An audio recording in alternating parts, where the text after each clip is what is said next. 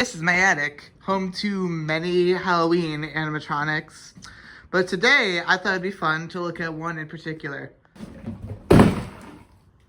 This is the Spirit Halloween 2019 Abandoned Annie animatronic.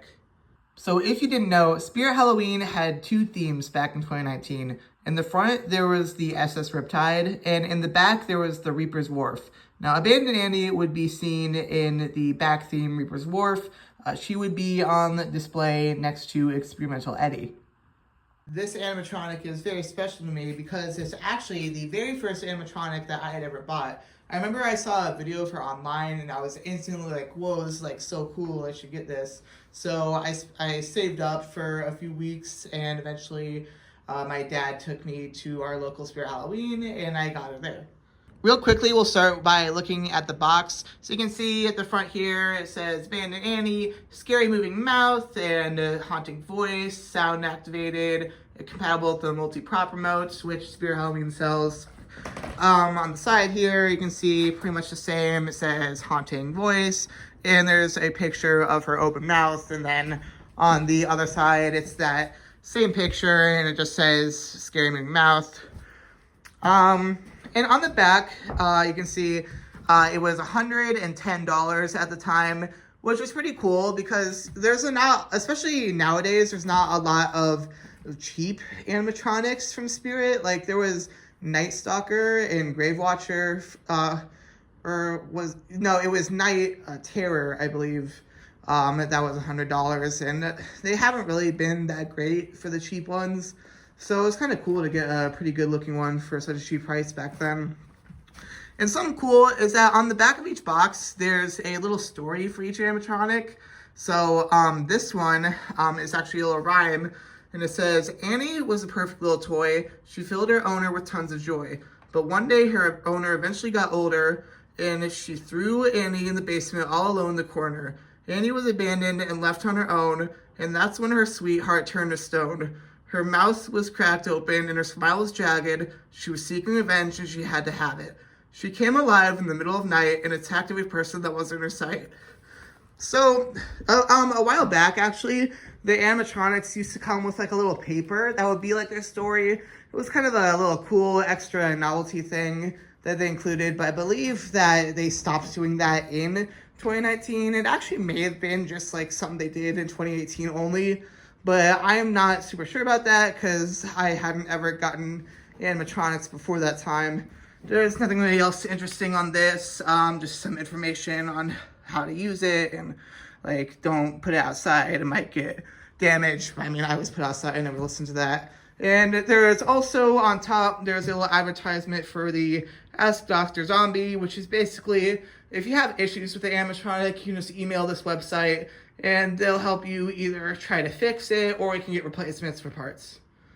This box is obviously pretty damaged, especially at the top, but I have had this for 7 years, so I kind of expected that, to be honest. We did move while I had this, so we had to put that in one of those big trucks, and it got a bit damaged on there, but it's held up pretty well. We just had to duct tape it a little bit. I don't have the original instruction pamphlet. I mean, there were never really any instructions for her because she came all in one piece, but the pamphlet basically just showed you how to install the batteries and like how to attach the set pad or multi-prop remotes. And here is Abandoned Annie herself. And I gotta say, after 7 years, she's held up pretty well. She has her body is completely hard plastic, so it's like not gonna like tear or anything like that.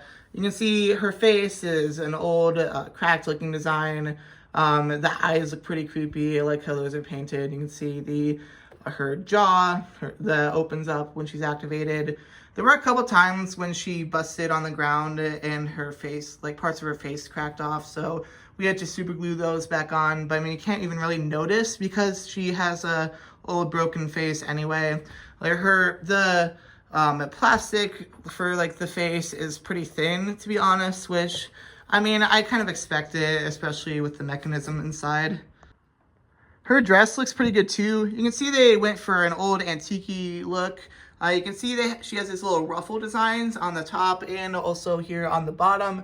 And they actually look really good. I'm surprised they haven't like torn up or anything considering how thin the fabric is.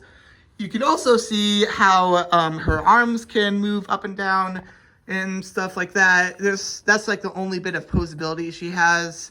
But like there's nothing else you'd really need to pose. There's nothing really interesting here on the back, but you can see that she has these Velcro strips here, and that is so that you can see into the power source in the back. So you can see here that there's little connectors for an external speaker or a Try-Me step pad. She has the volume control right here, and then she has the on and off switch right there. One thing that's kind of annoying is that she can't connect to an adapter, so you always have to have batteries in her, which is a little annoying, especially because she can tend to use up battery pretty fast, and especially since it's pretty old now, batteries aren't as efficient for her. Now that we've taken a close look at her, it's time to see her in action. Come a little closer. I just want to hug you. Don't worry. I won't bite. Please play with me. I'm so lonely.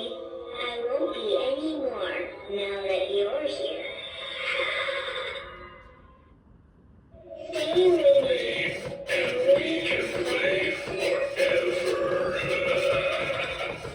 And there you have it. Now, fun fact about the voice lines is that they were actually reused from an old 2016 animatronic. I forget what the name was, but it was basically one of those grave grabber animatronics, which coincidentally was a creepy doll that looked a lot like Annie. It had like a little dress and bow in her hair.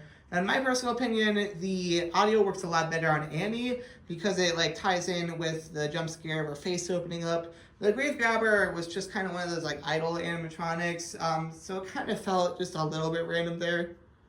Now, because she reuses old lines, it does mean that she only has 2 voice lines, which is kind of disappointing. It would have been cool to have at least 3. Props to nowadays typically have around 3 to 4 lines. I think some like Sinister Strawman, I think may have even had 5 voice lines, which was kind of cool.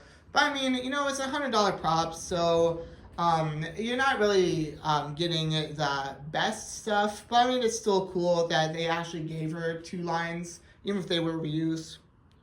Here's a quick look at the jaw mechanism. Now, you can actually see that she doesn't have a motor at any of her like jaw hinges, but it's actually this little lever that moves back and forth and opens her jaw. I actually do kind of like this design. It helps make the movement look a bit less robotic and more natural, you know. So her jaw is always in this kind of floppy state. But it's a pretty simple design, so obviously that's why it was so cheap. One little complaint I do have about the jaw is that like the little axle that was on it is like very flimsy, and even when I first got it, it had come a little bit undone. But I mean, it's pretty easy just to put back on. But that's like the only like complaint I'd really have with this animatronic. Other than that, everything about her is great. And that's all I have for Abandoned Annie. Now, I gotta say, despite her not being the most impressive animatronic that I own, she is still very special to me just because she was the first animatronic I had ever bought, and was there at the start of when I really started to get into horror and Halloween itself, and is the reason that I keep making big displays every year. So she'll always be important to me because of that. Now, if you've seen any of the recent Spirit Halloween leaks, you'll know that they are dropping absolute bangers this year. So I'm going to be very broke by the end of this summer, and you'll probably see a couple of those animatronics soon here. So until then, they probably won't see much animatronic-wise, but I cannot wait for the summer to get the new animatronics, especially Pennywise, Ghostface, and Freddy Fazbear, which I really hope are still releasing despite the leaks. So anyways, that's all I have for now, and I'll see y'all next time.